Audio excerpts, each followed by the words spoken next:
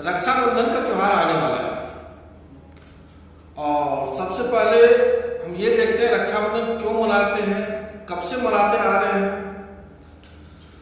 रक्षाबंधन सावन के पूर्णमासी को मनाया जाता है और हर बहन जो है अपने भाई को कलाई में राखी बांधती है, रक्षा सूत्र जिसको कह सकते हैं, रक्षा सूत्र बांधती है और भाई उसको रक्षा का वचन देता है। तो रक्षाबंधन की कई सारी कहानियां हैं, उसमें से एक है राजा बलि का और विष्णु भगवान के वामन अवतार का।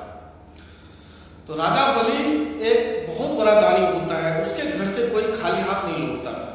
कोई भी कभी पहुंच जाए खाली हाथ वो किसी को लौटने नहीं देता था।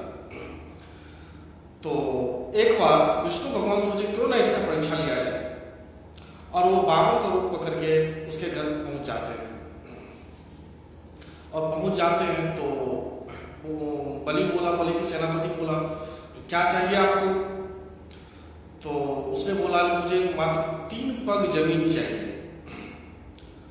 तो राजा बलि ने कहा यार क्या बात कर रहे हो, 3 पग, तुम सोना ले लो, चांदी ले लो, हीरे ले लो, मोती ले लो, 3 पग जमीन से क्या भला होगा तुम्हारा, तुम कुछ ज्यादा कुछ मांग लो।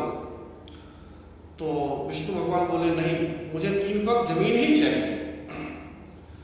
तो कहा ठीक है जैसी आपकी मर्जी हो, ले लो, जहां तुम्हारा इच्छा करे वहां पे तुम 3 पग जमीन नाप लो।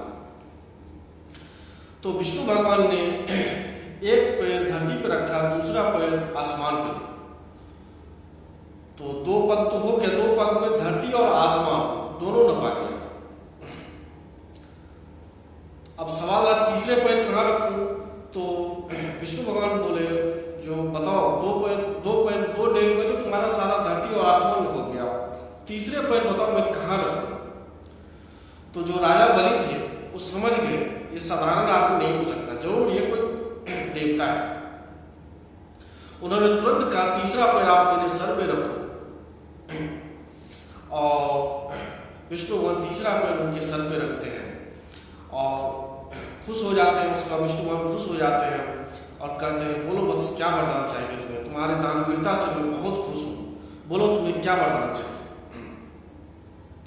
तो राजा बलि बोले मुझे कुछ नहीं चाहिए, मुझे केवल इतना ही चाहिए कि 4 महीने आप मेरे साथ पाताल लोक को रहो।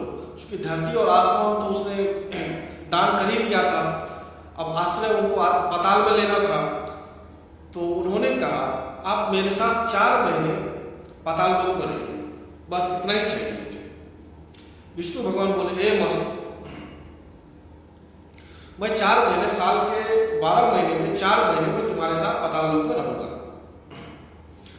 और फिर ऐसे ही होने लगा, साल के 4 महीना वो पाताल लोक में आने लगे विष्णु भगवान। तो यही सावन का महीना था और पूर्णिमा का दिन था। लक्ष्मी माता राखी लेकर के पहुंचती है राजा बलि के और राजा बलि को राखी बांधती है। जब राजा बलि को राखी बांधती है तो ये बहुत खुश हुए और जो अपने रानी को बोला जो इनको चाहिए दो।